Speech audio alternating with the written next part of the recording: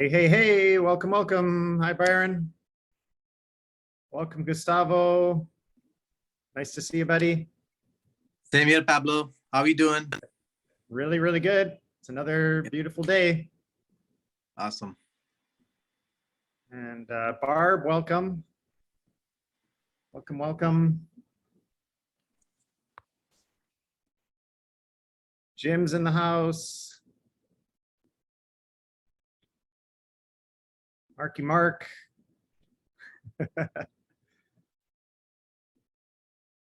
Jim, I love the background. It looks like you're up in some high rise somewhere. It's awesome.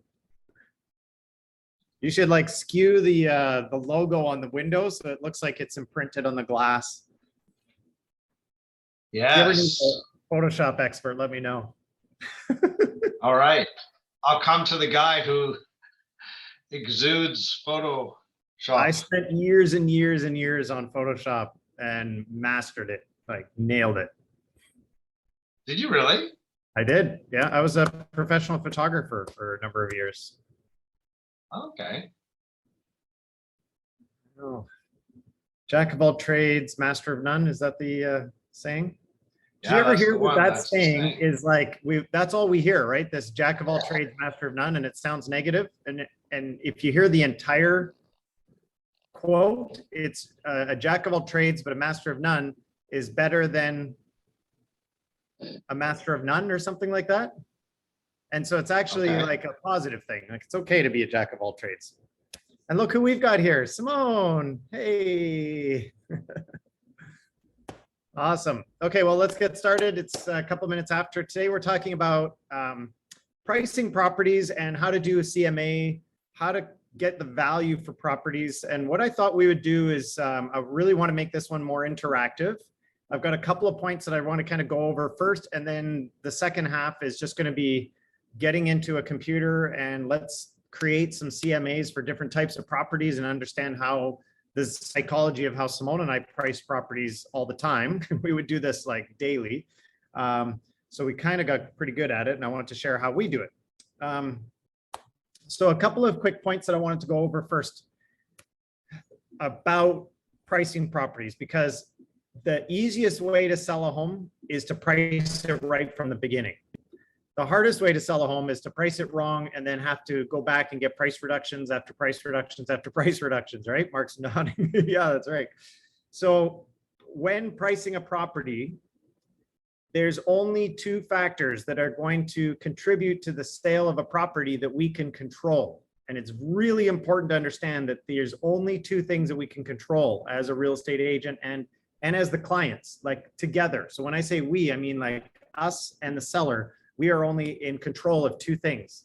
And I always call it the two P's, pricing and presentation. So obviously we can control what price we price the home at, and we can control the presentation of the home.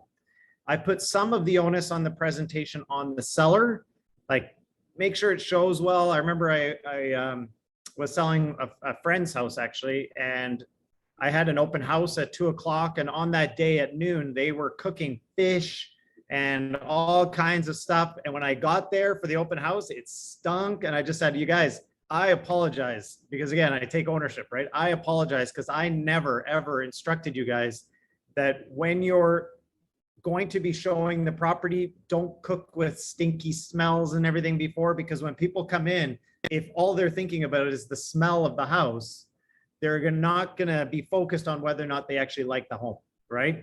So the presentation of the home is everything. Like think of the 5 senses, right? How does it smell? How does it look?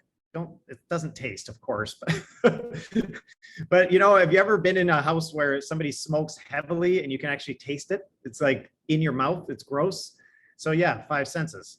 And then, you know, sounds. So I have a client who was selling a property that backed onto a major road. And one of the things they did is they put a fountain in the backyard, and they just have that trickling of the thing. Now that added actually more noise, but it was a better noise than just hearing the cars on the highway in the back. So we can control the presentation of the home. What are people experiencing when they come to the home? What's the curb appeal like? I even go as far as, where's the lockbox located on the property? Because if it's a pain in the butt for the realtor to get the lockbox, you know what happens is that the buyers are standing at the front door and they start looking even more and more. And I always tell the sellers this, like, if you're going to do anything, dress up the exterior porch, the veranda, the entranceway, the front door, make sure it looks good, because when the realtor is fiddling with the lockbox, the buyers are usually standing there looking around like this. And they're going to see little details. They're going to see like paint chips and flaws and dirt. And that's their first impression of your home.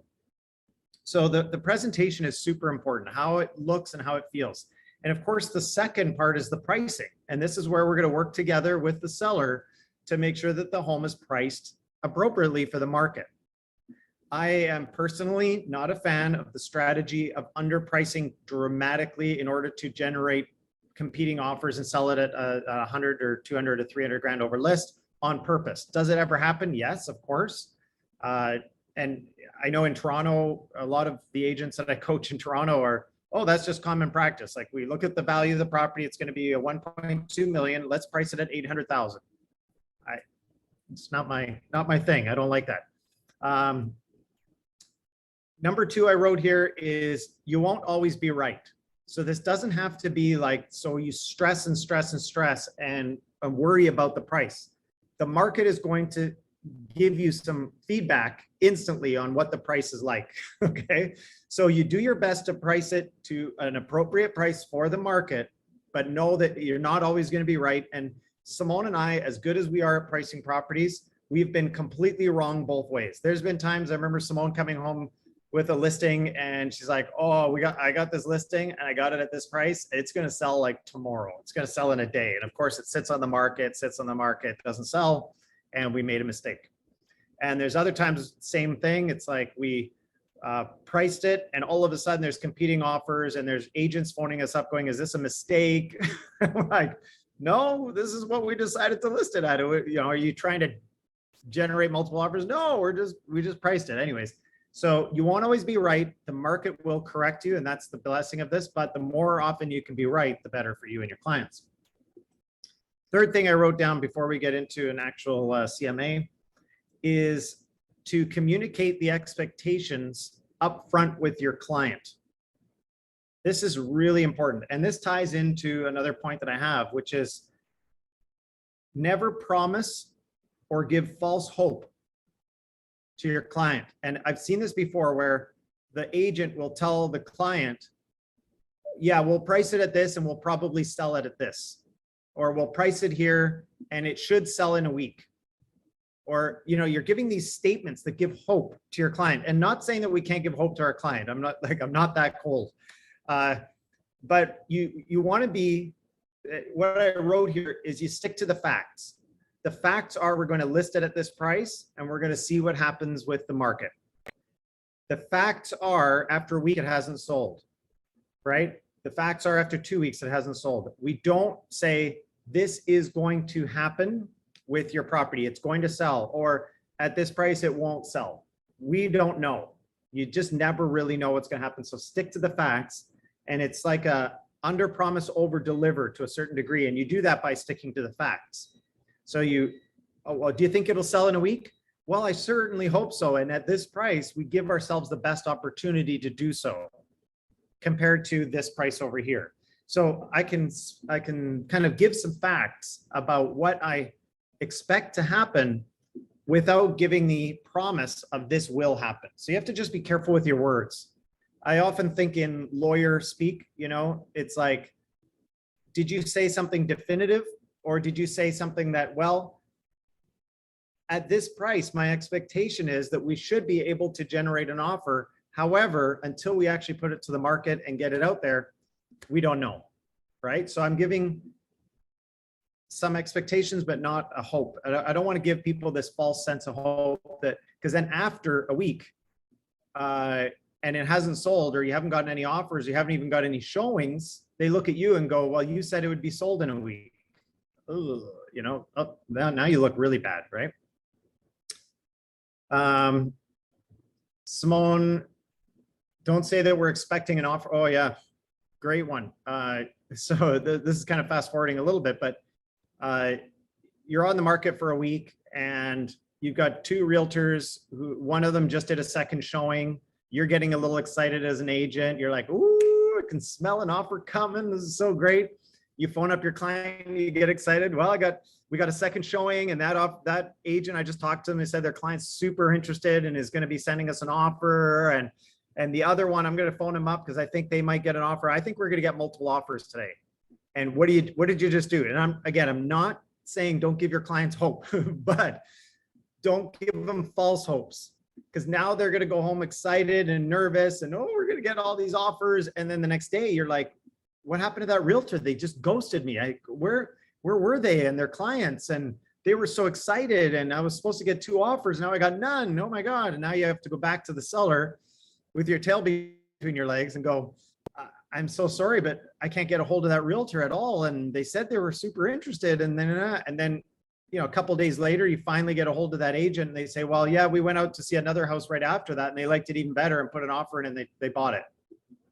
Oh, right. So now you look like a total dumbass in front of your client. Pardon my French. So yeah, definitely don't tell your clients I'm expecting an offer tonight, or I have a realtor who said they're going to be making an offer. Until you have an offer, you have nothing. Don't give them that false expectation of hope. Okay.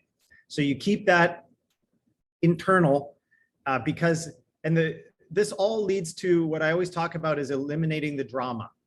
You give that client that emotional hope of, oh, there's an offer coming. And then all of a sudden there's no offer. Oh, and they go like way up and down in these mood swings. You don't want to give your client these mood swings. You're not withholding anything because you don't have anything. You just have a realtor who said they're going to be doing something. That's not anything tangible. So you don't have to feel bad about holding that information back. Okay. So when I talk about communicating the expectations at the time of the listing, what I mean, and Simone always did this, she was really, really good about this, is so you recommended, let's say $650 as the list price of a property, okay? And between then and the listing presentation and your recommendation based on what they wanted to try 660. Okay, fine, let's try 660, right? What you have to be able to do now is communicate what the next steps are going to be, because either, like, what are the facts? Again, just stick to the facts. So either it's going to sell at 660, congratulations, we got an offer, we sold it, or it's not going to sell at 660 and we're going to be communicating in a week or two that we may have to reduce the price. And if we're going to reduce the price, we're probably going to be looking at 640, okay? Depending on what the activity is, and I'll go over that. But you're communicating the expectations up front. And this is where I always say, this is where your first price reduction starts, is at the time of taking the listing. So you're preconditioning, you know, I always talk about preconditioning the buyers. You're also preconditioning the sellers. You want to make sure that they understand what the next steps are going to be. So I'm excited about that. Okay, let's try 660, right? And hopefully we get an offer in a week at 660, right? Now, here's what's going to happen next. I'm going to be monitoring the information, or I'm going to be monitoring the showings. I'm going to be gathering feedback on the listing. I'm going to be working to get the home sold in the next week. And we're going to monitor. I'm going to communicate with you every single week, regardless of if we have an offer or not. Is that okay with you? Oh, of course. I'd love to hear from you every week, right? That's the number one communications, the number one complaint about real estate agents. List it and leave it, right? So I'm going to communicate with you every single week. So at the end of the first week, I'm going to contact you and we're going to look at the activity together. And what's going to happen is, if we have had some showings but no offers, we know that we're probably 3 to 5% above the market price. 3 to 5% above the market price. And Simone will usually write this out in front of them on a big piece of paper, because what we also found is the more you verbalize things to people, they hear something completely different. You say that and they heard, oh, it'll sell in a week. Oh, you told me it would sell in a week. No, I told you this, right? Again, we're never arguing, right? But you told me one thing and it sounded like another. So she'll write it out for people. So we'll monitor the showing activity after 1 week. If we haven't had an offer, but we've had showings, we're probably 3 to 5% overpriced. Now, if we haven't had any showings in this market, and it's any market, and we haven't had an offer, we know we're 7 to 10% overpriced. Oh my God, 7 to 10%. That would mean I'd have to go down from 660 down to, 600. Yeah. Well, I mean, if we haven't had any showings and any offers, we're somewhere between 600 and 625 at that point. Wow. Okay. So we want to shock them in advance a little bit. And this is again about setting the expectations, keeping the, the drama at a minimum. I'm setting that expectation now. If it sells within a week at 660, you look like an absolute hero, right? They were like getting prepared for 600 to 625. You look like a hero. It sold at 660. Great. Congratulations, right? I did my job. If it doesn't sell, then you call them in a week and say, here's all the activity. Here's what we did. I talk about all that in the price reduction call that we do. And here's all this, the information of what happened. Based on the conversation that we had last week, would you like to reduce it by 3% or 5% today? Oh my God, can we not give it another week? Can we not give it another week? Let's give it another week. Fine. If that's okay, we'll let's give it another week. And let's monitor the activity. We had, 3 or 4 showings. That's fairly decent activity right now. Let's give it another week. I'm going to contact you again next week and we'll talk about what the strategy is going to be there. In that next week, you're either going to sell the property or it's not going to sell and they're going to be ready. Like I remember Simone picking up the phone to do price reductions sometimes and it'd be like, ring, ring, hello. I know. Okay, let's go down to 625. That's the call, you guys. They were ready. They were ready to do the price reduction. They knew what was going on. They knew what to expect. And guess what? You take a price reduction, you set them up for the next price reduction because you never know if that price reduction is going to be enough, right? So again, go ahead, Simone. Can I jump in? So it also takes away all the heaviness off your shoulders. That feeling you have when you have to call your client for a price reduction, all that disappears by all this future pacing. They are so clear. They've been thinking about it all week, their price reduction, and they know that come Monday, you're going to be calling them and they know what the conversation is going to be. So all of that heaviness for both of you disappears. Totally. That's awesome. And that is an anxious call for a lot of people. Like there's that fear of calling your seller to tell them that it hasn't sold yet and that you probably need to reduce the price. That is like an anxiety laden event for a lot of agents. So this eliminates that because you're just going to say right up front what's going to happen. And this presents you as a professional and that you're confident and that you've done this before and you know how this is going to go. It's going to go one of 2 or 3 ways.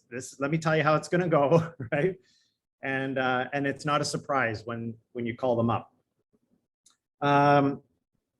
When you do get to a price reduction, and of course, back to the beginning, the best way to sell a house is just to price it right in the beginning. Then you don't have to go through any of this mess. When you get to a price reduction, you do it quickly and severely. I wrote, which is quite a word. Quickly meaning within 1 to 2 weeks, severely meaning uncomfortable. And a lot of people have it in their heads. It's like, well, it's 660. Let's go down to 655.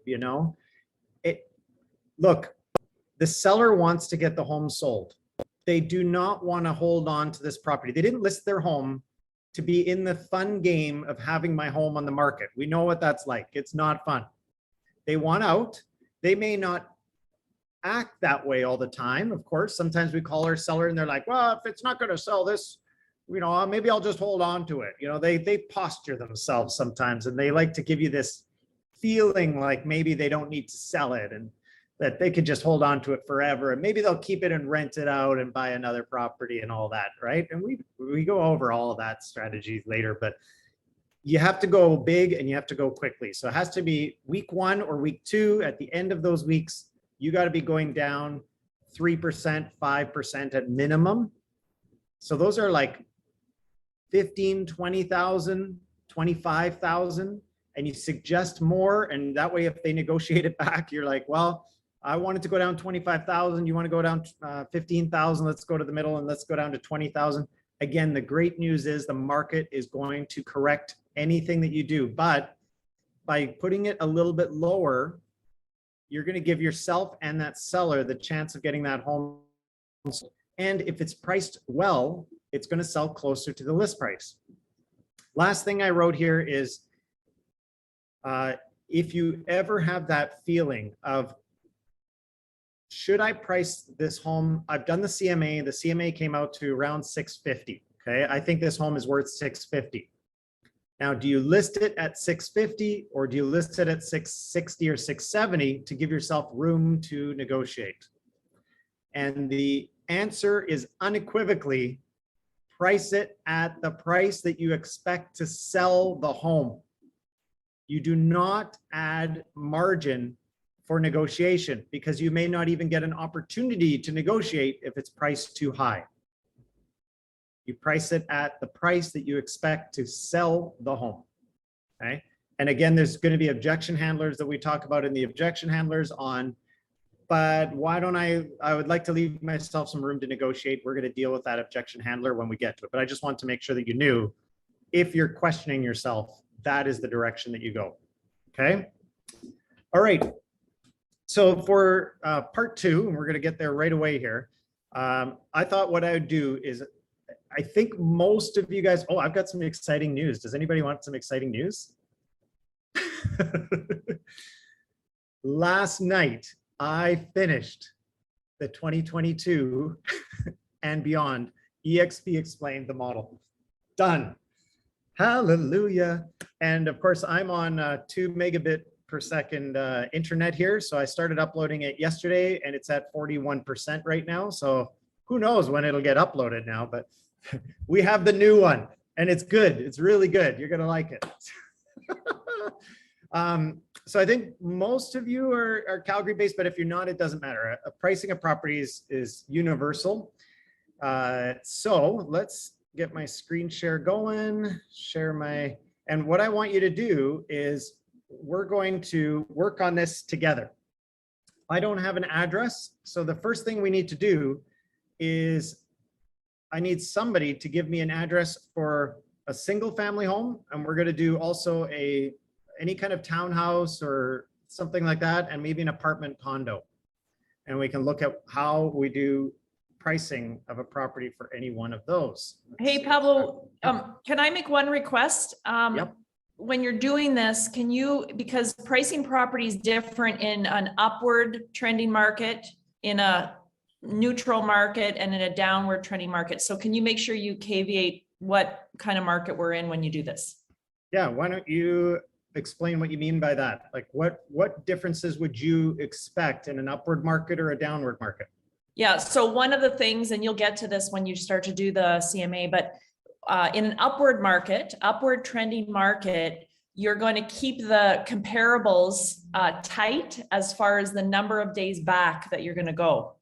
So for example, if, you know, in the Toronto market, Calgary market, you know, GTA, pretty much across Canada now, it's been an upward trending market. So you can't go back and look at homes necessarily 6 months back.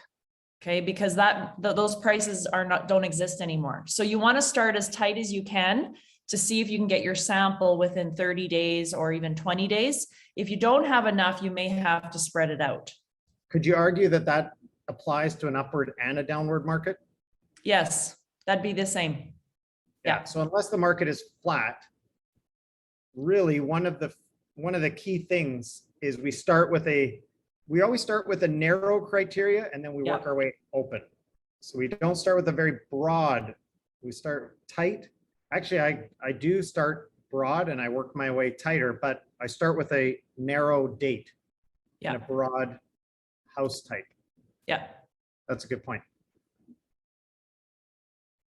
Okay, who's going to give me an address? It could be your address, it could be anybody's address, it could be an address of a property you recently listed or sold. And we're just going to work through it together. And preferably in Calgary, because that's what my MLS is.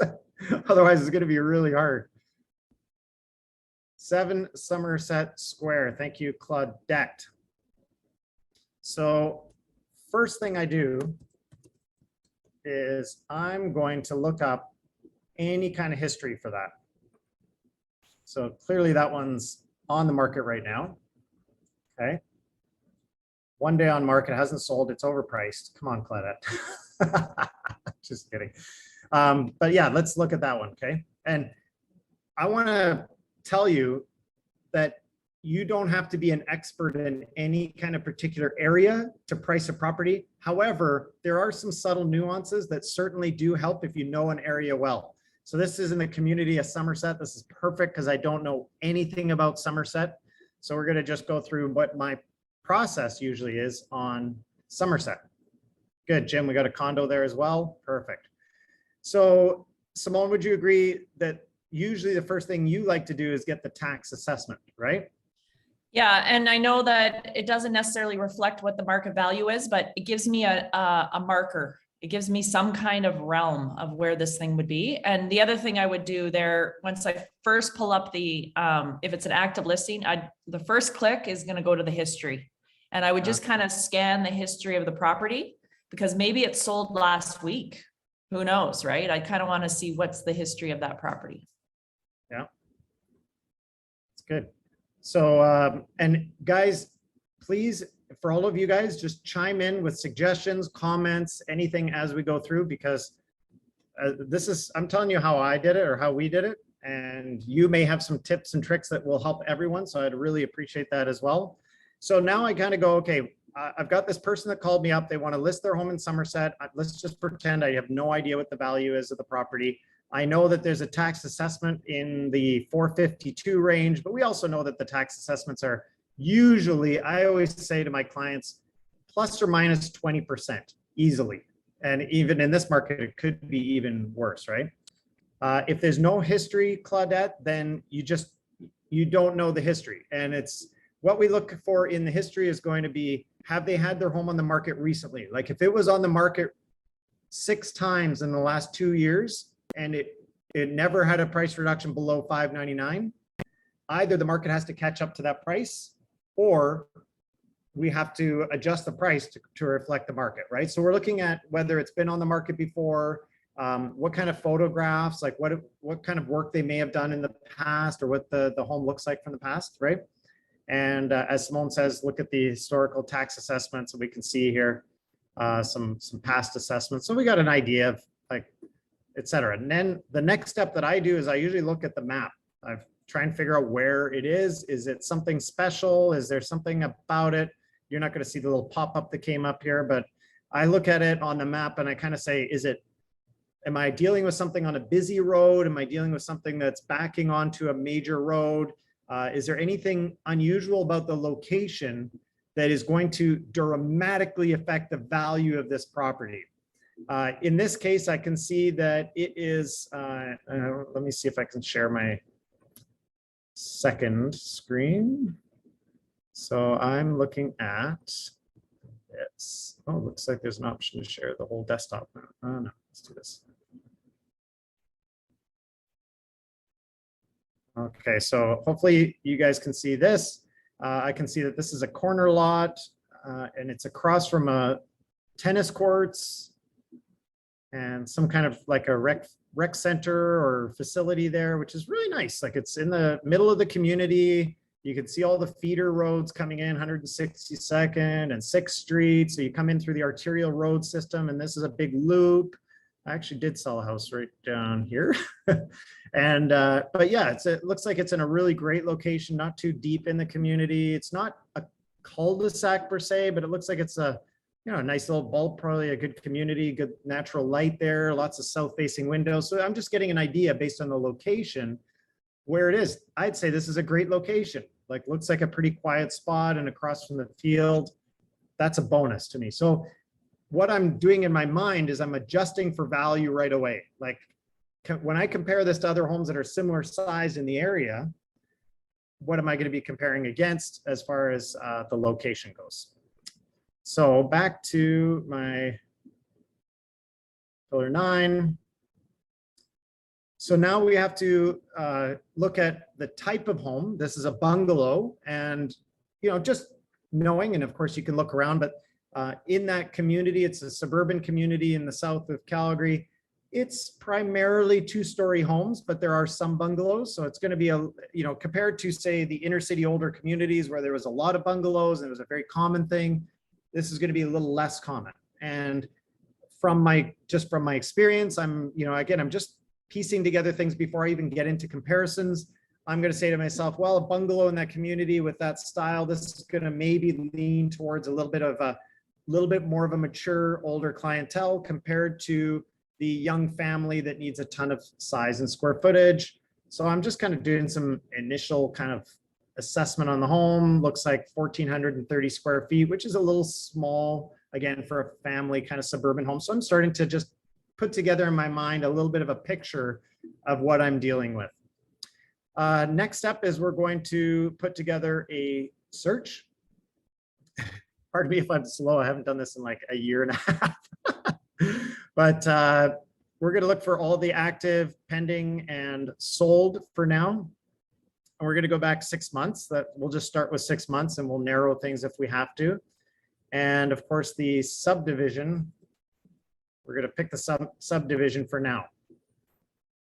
And I've got 117 matches. That's way too many. So now we need to reduce the search, right? So if you look down here, I've got 117 matches of properties that are active, pending, or sold in the last 6 months.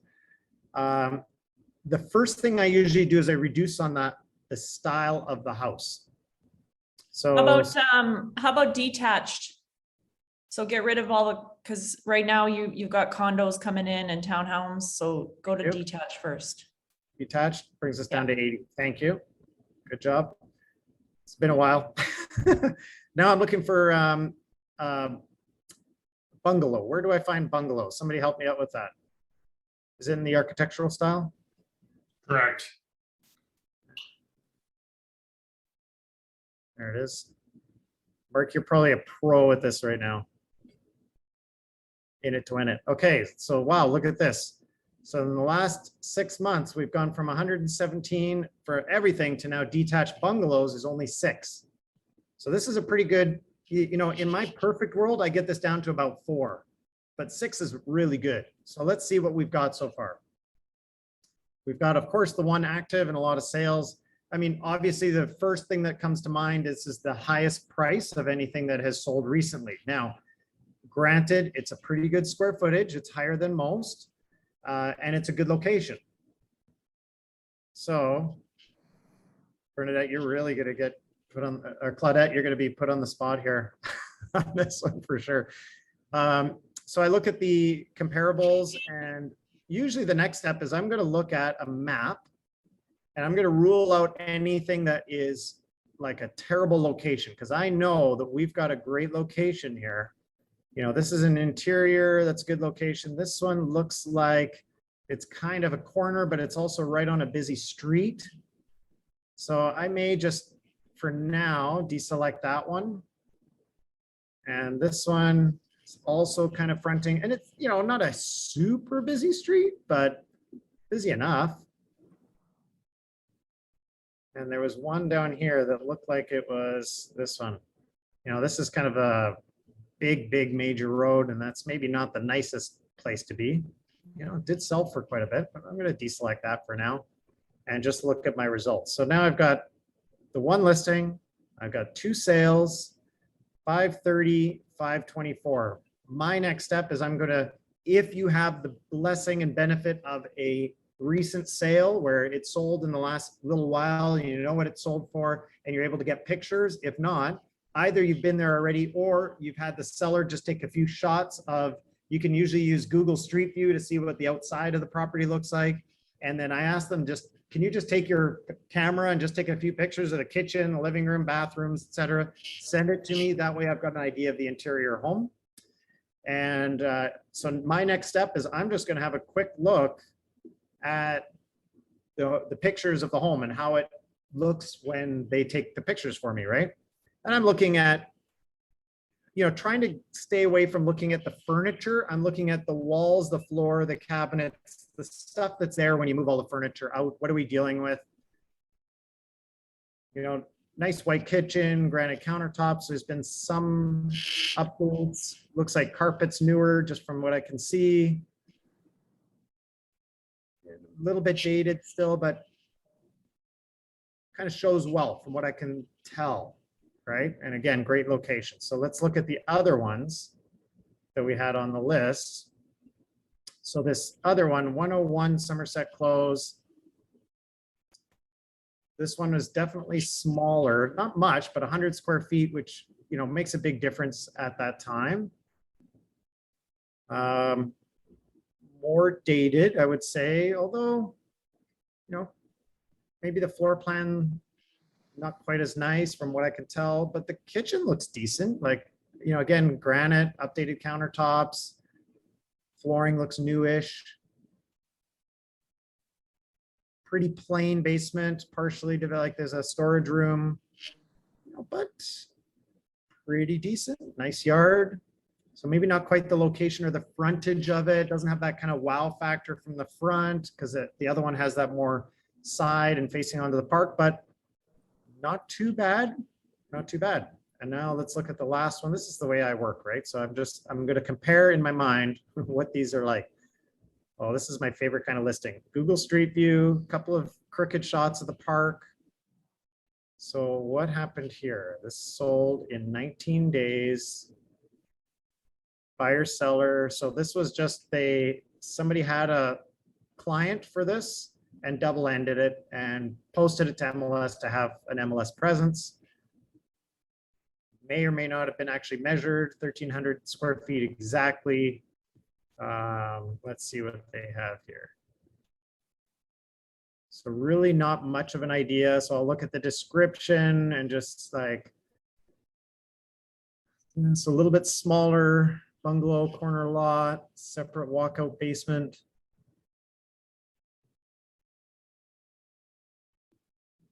To my mind, finished basement, 2 extra bedrooms, doesn't really mention anything about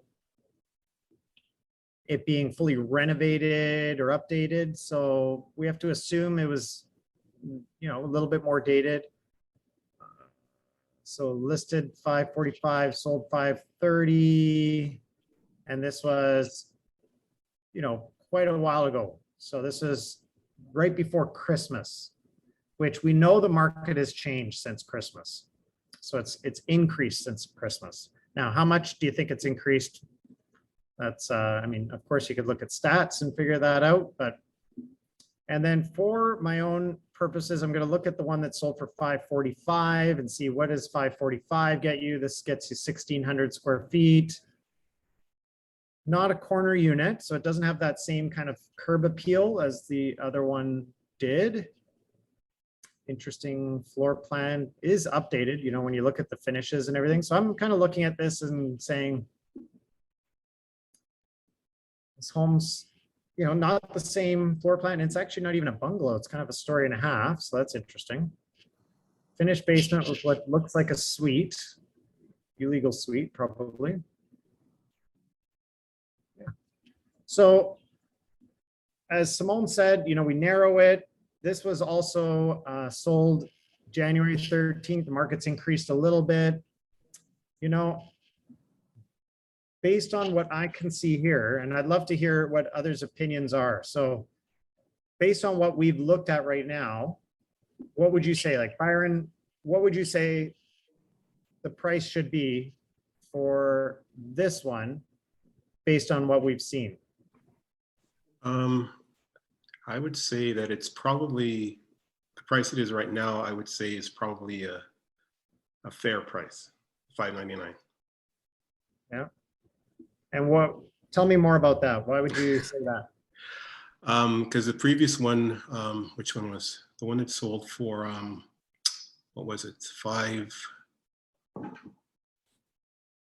So there's, So the previous, you did 2 previously. So not the, yes, that one there sold for 530. Oh, it sold for 530. I thought it sold for 545. So my mistake. But again, that was before the market. This one really sold for 545 in January. So again, that was before the market kind of took off. Yeah. So trying to factor in the market change in the last few months. The one we're looking at is, I believe, larger. Yep. Oh no, sorry, it's a bit smaller actually. 1,600 square feet. I think that's larger because if we Yeah. look at, oopsies, if if we look at the first one, the size is 1440 compared to 1597. Okay. So, you know, again, Yeah, so I thought it was the other way around. I thought the first one was a little bit bigger. I don't know, it's a tough call because you have to make a guess for where the market's gone. 10%. well, you can make a guess, or you can use statistics, right? So if you have the monthly market statistics, you can say, Yeah. okay, the average single family home in the south east or southwest has increased by this much. We also know that the market kind of cooked up for a while and then it cooled off, didn't it? It appears so, yeah. Appears to have kind of cooled off, like there's still lowish inventory, things are selling well. Can I jump in, Pablo? Go ahead. The other thing I would say, so January to now it's almost May, I would Yeah. say what has happened in the market, like this is where we go from the science of pricing properties to the art. Okay, so now I go into my gut and I just sit there with my nice warm cup of coffee or whatever. And I'm like, okay, so what's happened in the market in the last 4 months? Well, back in January, cars were lined up down the street waiting to get in to see houses, right?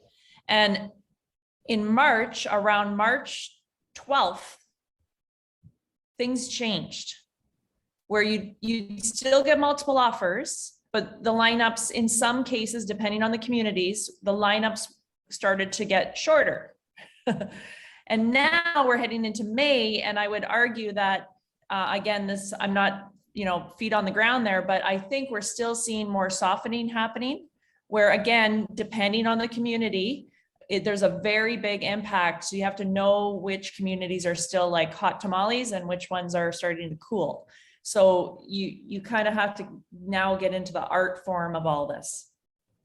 Exactly. So, And one other Yeah. thought, sorry, that I had. I also would be thinking about my clients, my sellers, and I'm like, okay, if I had someone who's like desperate to get this sold, like someone just died and they need to relocate because their whole family's crumbling, I would be really aware, like I'd get very clear with them that we're going to get aggressive on the pricing, and that would be part of the taking of the listing. If it's someone that is like, oh, I don't know, I we do don't want to even know sell where it. we're going to move to yet. Yeah. I wouldn't give them more leeway necessarily, but I would get, again, really clear with them that if you know that you're not going to want to sell for 550, then maybe we shouldn't be doing this. Yeah. Right. So just getting clear on the motivation. But if I know I have someone desperate, I'm going to get really, really clear on getting the price. So let's assume that these people are not super desperate, but they definitely want to sell the house. What price would you price this home? Given the market and where like 545 is what I see as the most comparable, but best comparable, I'd be thinking 545. And the market has softened. There's not a lot of, there's only one active. So I would try to get them to price it at 549.9 or 548.9. Now, would I actually take it at that? Who knows? But that would be my recommended price is, hey, your neighbor sold in an extremely hot market. And I would build this market up in January as if it was like crazy train. And then I would say, and now, just so you know, we're heading into the summer, which is traditionally the lowest other than December. And if we don't get this right in the month of May, we're going to be in trouble. So my recommendation is 548.9, and let's get moving and get it sold. How does that sound? Sign the contract. And if we sell it at that price, the good news is it'd be the highest sale for your type of property in the last 6 months. Yeah. And then And- on the reverse, just talking about price reduction. So if this was my listing, I listed at 599. I would be every Monday, I'd be calling them and I'd be looking at 20,000, 25,000 at a time, price drops. If I kind of go, oh, shoot, I totally missed that one. No problem. Every Monday you get a chance to get the price down if it hasn't sold.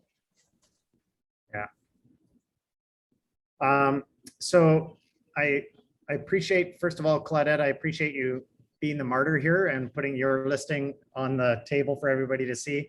And I'd love to hear your opinion, because one of the benefits that Simone and I have, and anybody else here has, is that we have zero emotional attachment to this property or listing.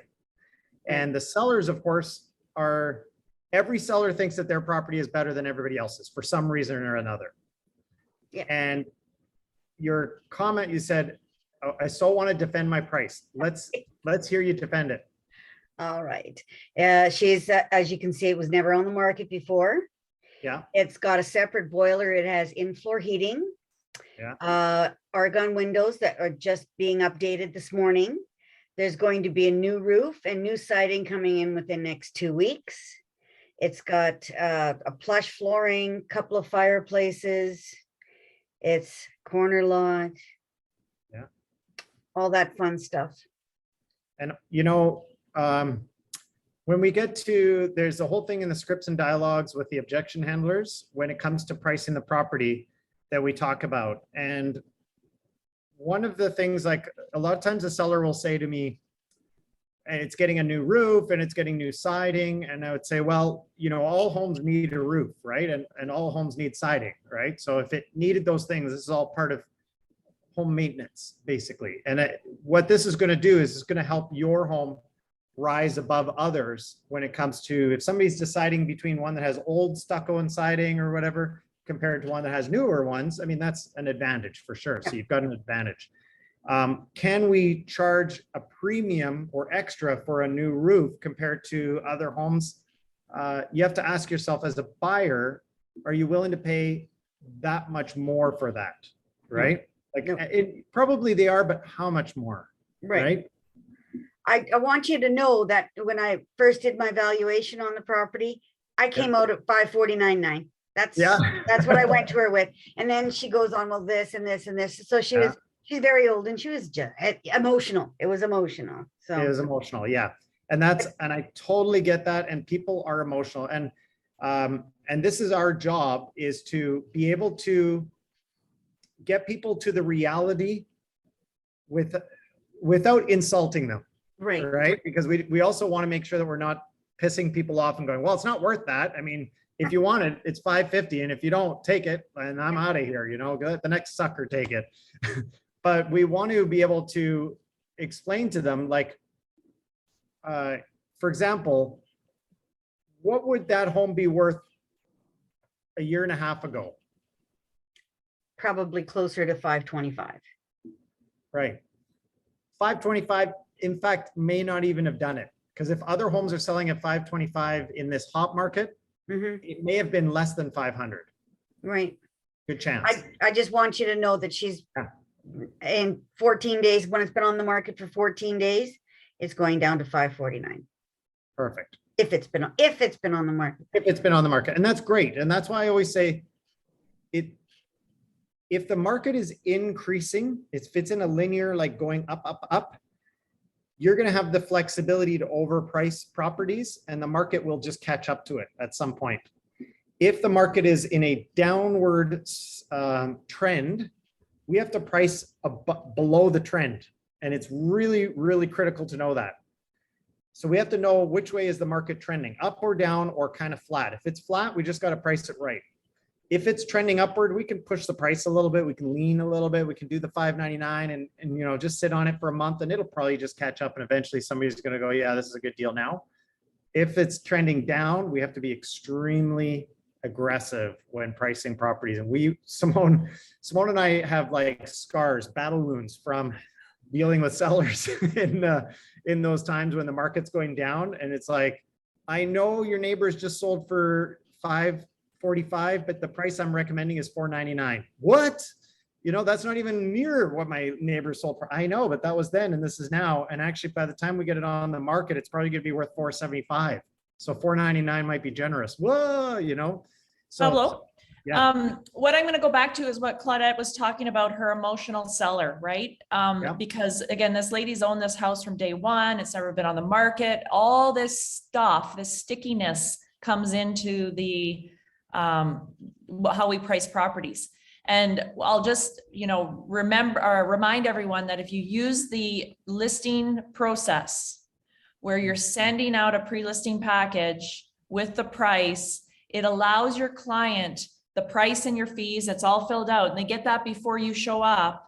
That allows your clients to have their little emotional meltdown without you there. So then when you do show up for the presentation, you come in strong as a professional, and then, yeah, they can talk to you about it, but you've already dropped the bomb on them. And there's always a bomb being dropped when you're going to list properties. You don't want to do that when you're sitting at the table. Okay. Let the bomb drop when you're not in the room. Send the pre-listing package. Yeah. And Jim, great comment here is like, yeah, there's a 10% swing from the top to the bottom of the price range, and there's no right answer. And that's why, it's always fascinating to me, because a lot of agents will just buy the listing by pricing it high. It's so easy to do, right? So you get 3 or 4 agents in to see the house. Simone's going to come in with a price of $545, maybe $550 if you're stretching it. I looked at this and immediately I just went like, I see a 524, a 524, a 530, and maybe a 545. And, maybe there's a little bit of market increase since then. I'm in that 550, 555 range. Yes, you've got new this. Yes, you've got new that, but the market is shifting and changing. And I would hate to have my seller miss the market because of my bad advice. And I didn't get them into that right spot. So I would say in that 550 to 560 range, that was kind of where I was thinking on this as well. And again, we have the benefit of not having any emotional attachment to the price at all. But yes, very, very good point. Let's go to the condos, Pab. Okay. And as you shift to the condos, there was an address Jim put in the chat box, but as you go to the condos, the other thing that was brought up in the chat box is Claudette mentioned, what about buy levels, right? So yes, I would be, once I kind of go, okay, 549.9, that seems right. Okay, I'm going to look at buy levels really quick, see if that impacts my decision. I might even go to splits, see if that impacts my decision. But what I'm going to present to my client in a CMA is going to be the bungalows. Unless there was something super compelling that I think I needed to bring in, I would keep it narrow for them. I only present a client with, 3 actives and 3 solds max. 3 and 3. Good point. Too many, they get overwhelmed. So, here we are with this condo. I just did a quick address search and found history on the unit. Looks like last sold in 2006. This is great. Sold for $312. Was on the market prior and sold at $241, and then sold again back in 2003, 2005, 2006. So this is great. Did I find the right property, Jim? Hopefully I did. And then next step is I'm going to, again, just look at the location. So I'm going to go to the map view, figure out where this is. Oh yeah, Bridgeland, right? And I'll usually open it up in a larger view and just kind of get a sense of what am I looking at? Where am I looking at it?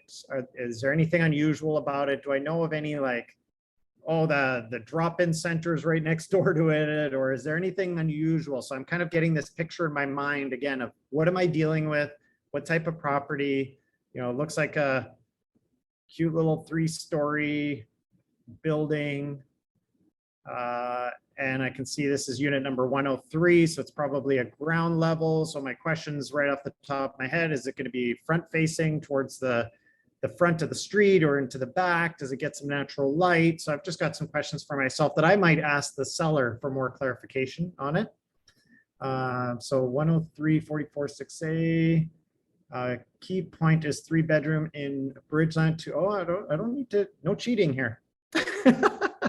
So yeah, so I know a little bit about the history. I know that they, it last sold for $312 in 2006. And I know that market, fortunately or unfortunately, from 20 some odd years ago or so, 15 years ago, is actually not too dissimilar from what it is today.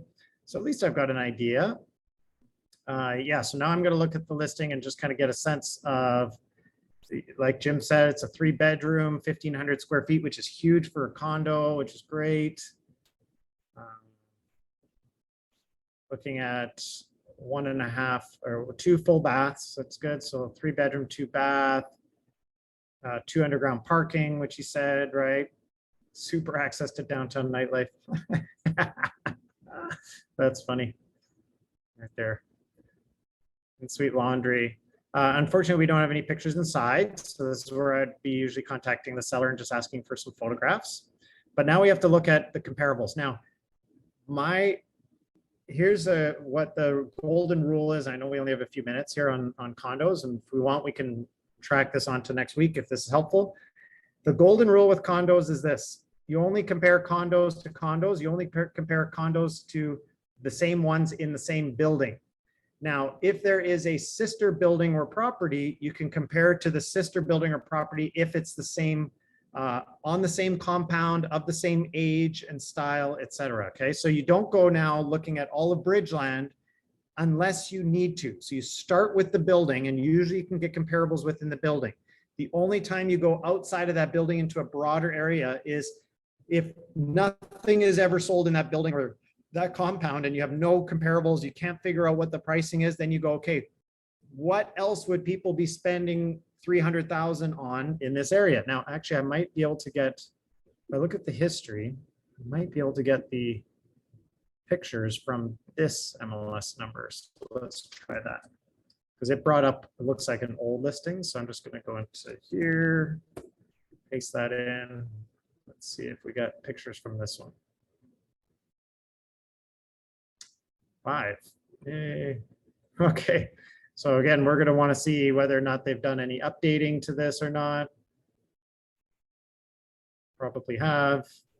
Fireplace. Oh boy, those are the days when you could list properties with 5 images, huh? Times have changed. So yeah, Simone always asks for pictures. That's great. So we're going to now determine whether or not, and I'm doing this by looking at the map. Unfortunately, you guys probably aren't going to see the pop-up again, but I'm just looking and I see, here, I will share that because it's important. So what I see right away, do you see this? See the subject building, and it looks like there's another one right next door and maybe even another twin behind it. Now, if these are all built at the same time, same age, I can compare within those 3 buildings. How do I get the addresses? Sometimes I just have to do a history search of what's sold in that area, zoom into this area here, and find units that have sold in those 3 buildings and pick those 3 addresses to compare to, okay? But for this purpose, for this purpose, we're going to try and stick to this one building. So I know that the address is 446A Street Northeast. So let's just do a search, residential search. 446A Street.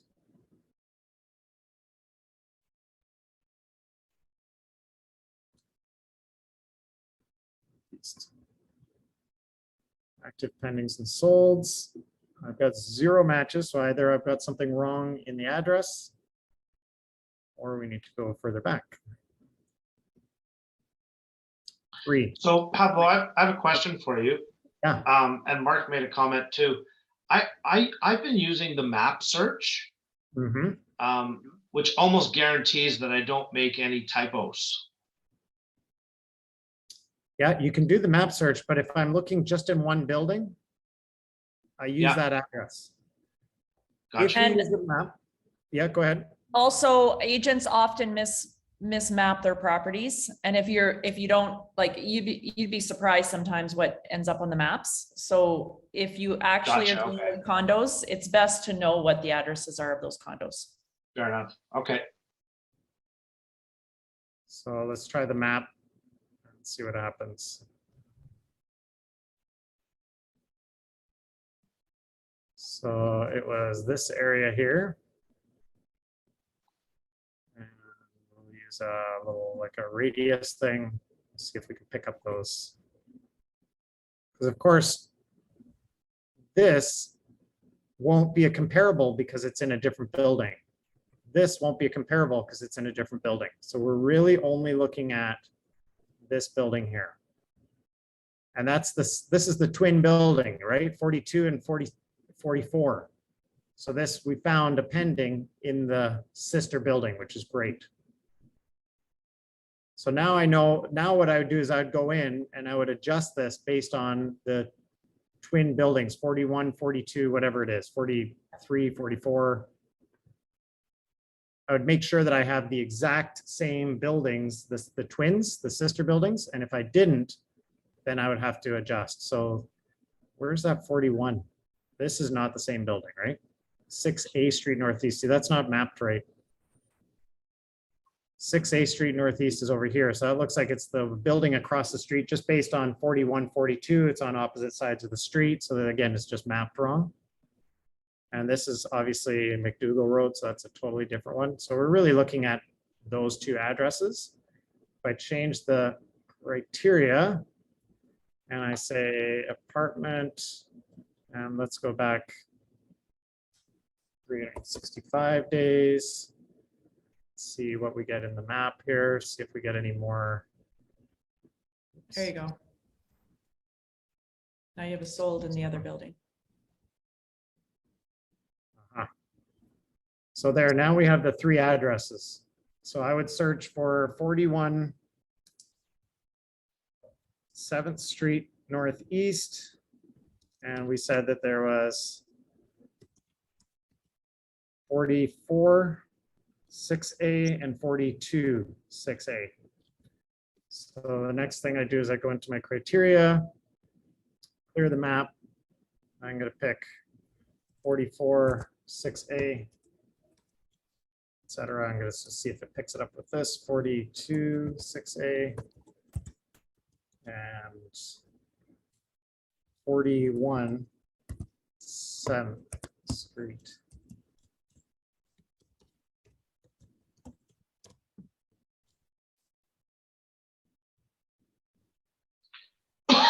Excuse me. There are a lot of suffixes here. So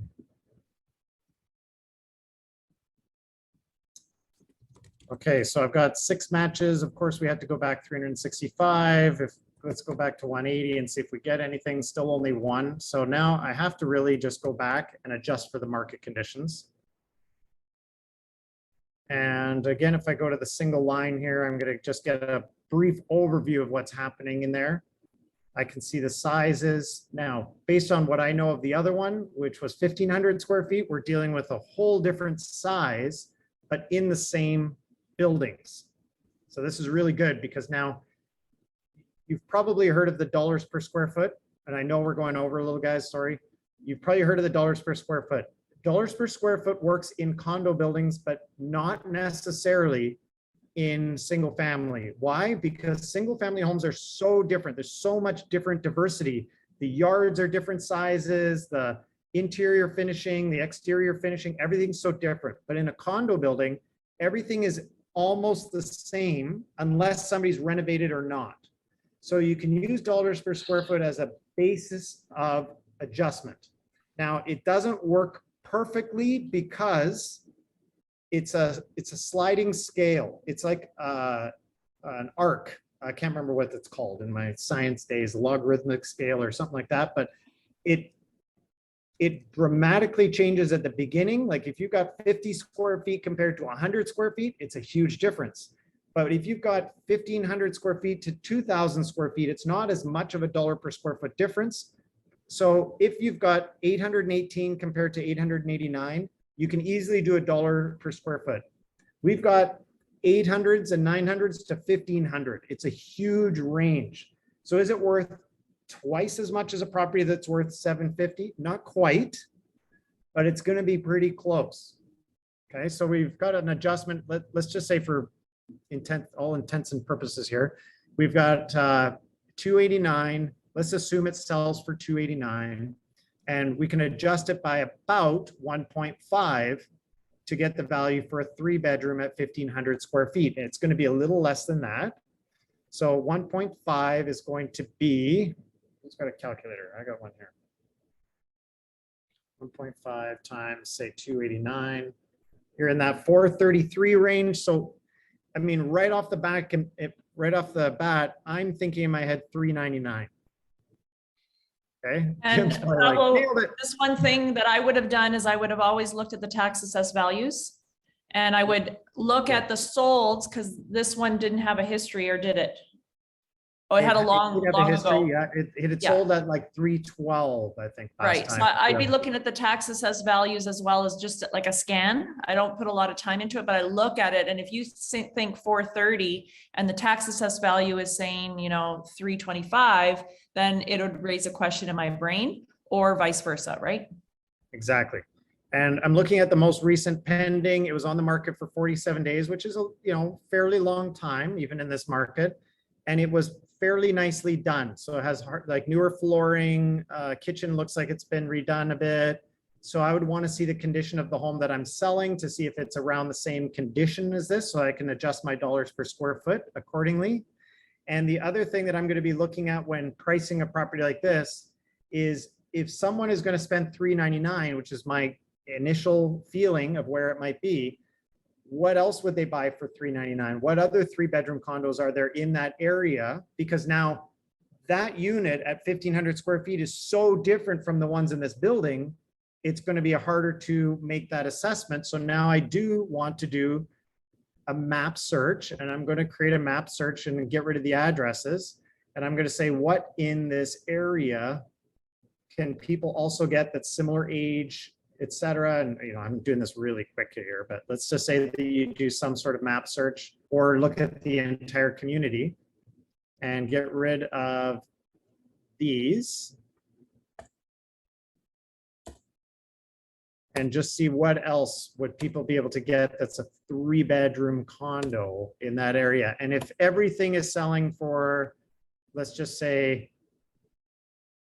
350, and there's a lot of product at 350 for 3-bedroom condos, that's what you're competing against, because you're not really competing against the same building anymore. So now we're going to go 180, and we're going to tighten this up to 3-bedroom. We got 4 matches. So what do we get here? So here we got, see, these are good sales. And you got a bigger unit, but it's a little bit older, it looks like, than some of these. What age was the building, Jim? 99.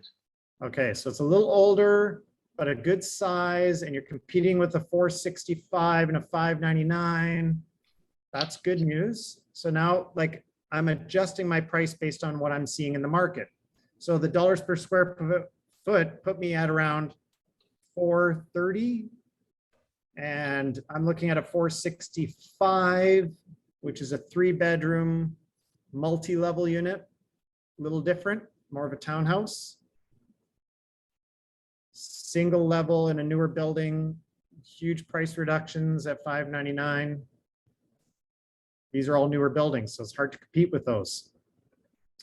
So yeah, I'm in that, like, if I have to give a quick price, I'm somewhere in that $399 to $329, and Can I you would pull say up it depends on the motivation of the seller. Yep. Can you pull up the assessed value really quick, just so I can look at it before we get a final of what Jim's listing it at? Yeah. Let's see if I can get Just- back to the actual property here. I'm curious of, I think this will give us a lot of great information to see every year, right? You can see what the assessed value was for the property.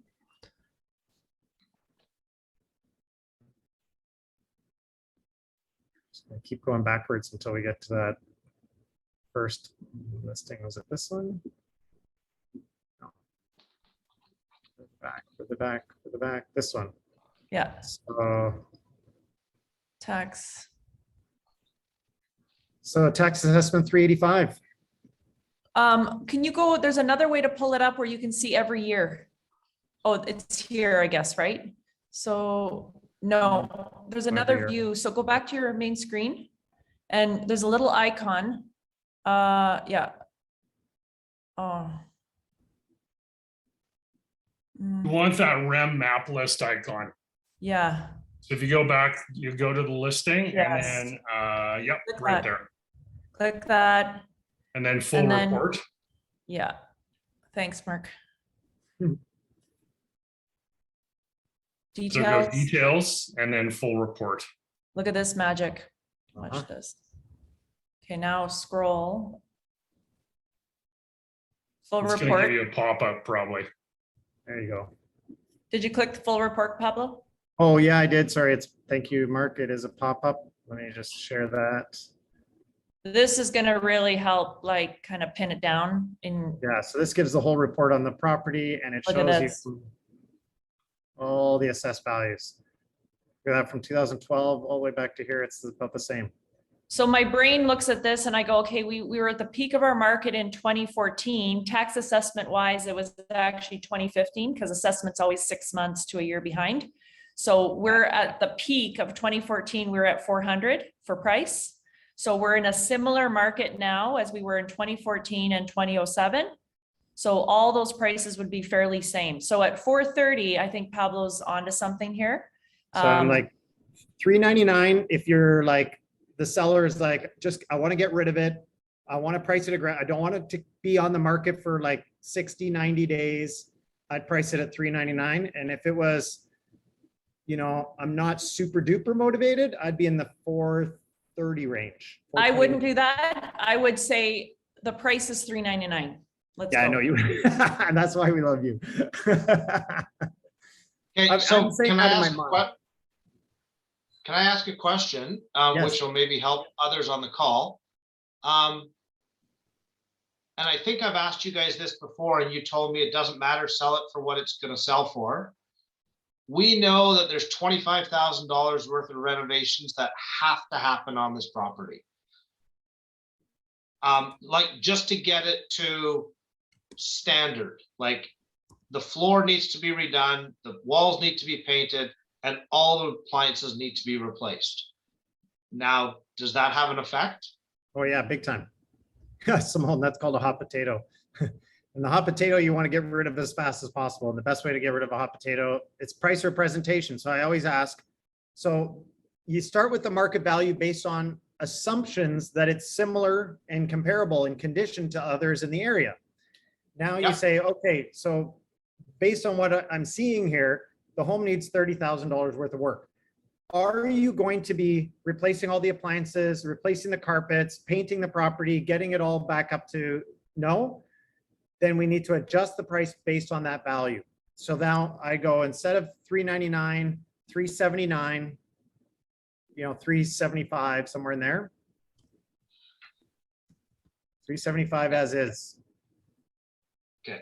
Well, the exercise we just went through is exactly where I had it, There you go. right down to the penny. Bingo. See? Awesome. So was that helpful, you guys? Paulo, Yes, hello, I have a quick question here. go ahead. Don't you add a condo fee as part of your comparison? No. Again, I assume that the condo fees are going to be within the acceptable range. An acceptable range for an older building like that is going to be 50 to 65 cents a square foot. And if it is, then fine. If there's something unusual with the condo fees, then yes, we have to then adjust the price further. So if it's like, you know, 50 cents a square foot on 1,500 square feet, that's, what am I at? About $600-700. 600, yeah, $700 a month, approximately, right? So it's, as long as it's around $750 a month, Yeah. that's in the acceptable range for a condo of that age. So that's comparable to other properties, et cetera. And it's also going to be comparable to everything in the building. Because remember, you're starting with comparing in the building. Condo fees are irrelevant because everybody's got the same condo fees per square foot. So it doesn't actually matter the condo fees when you're doing a condo like that. Same works for townhouse developments. Yes, Mark. So I was just going to add in one little, I call it a pro tip. If you are pricing out a newer home, let's say built in the last few years, and it has some upgrades that are going to affect the price, go visit the show home in that area or in a similar area. So Airdrie is an example. I knew exactly what the builder would charge to do a full suite downstairs, because I just evaluated a home yesterday in Airdrie with a full suite legalized with permits. And I said, yeah, so the builder said, you're going to be right around 60 grand to do the suite. And they said, that's exactly what we thought too. So knowing those things, having the market intelligence, you're the professional, have the knowledge, they're going to trust you because you're presenting information that they thought, but you're confirming that for them, if that makes sense. Yeah, that makes a ton of sense. That's great. Awesome. Okay. And then the other super interesting thing real quick is that if you want to buy a home in Airdrie and you plunk that same house in Livingston and North Calgary, it's $100,000 more. In Airdrie. It's less in Airdrie, sorry. 100 Less grand in Airdrie? more in Livingston than Airdrie Chinook Gate. Wow. And that's only like, I mean, you could throw a rock from one to the other almost now. Yeah, pretty much. Blend into each other. Wow. Yeah. Okay, well, you know, I want to be respectful of everybody's time, including my own, and I hope that was helpful. That'll be recorded. So if you want to go through it, if you have any specific questions or a specific scenario and you're like, how do I, what? Feel free to reach out to me. But that's the way my mind works when I'm pricing properties, is I like to get a sense of what am I dealing with? And then I get into the minutia. You'll notice that nowhere in there do I kind of hint at market stats. You can look at market stats and say, what's happened in the market since, you know, January when that one last sold, what's happened from then to now. But I don't get too far into what has happened in the statistics. And I also don't break down like the number of bedrooms and bathrooms and the little minutia in there too much. I look at what other homes are similar that have sold in the neighborhood. Try and narrow it down to 3 or 4. Okay. Anything else, let me know. Glad we got those 2 examples done. Claudette, good luck with your seller. I wish you the best. That sounds like a tough one. Thank you. Reduce the emotions, you know, get to the reality of what is. We tried this. And, you know, the next step, do you guys want to hold this house for the next 10 years? No. Do you know what's going to happen in the next like year? Do you think the market's going to go up or down? This is a price reduction strategy. With the war going on in Russia, the economy on the edge of like the brink of the stock market and everything else, do you want to be holding this house next year or not? Because it may be worth $499 next year. Let's get this thing sold at $550. Okay, guys. Talk to you Thanks, Pablo. later. Thank See you you. next week. Ciao. Thank you, Pablo.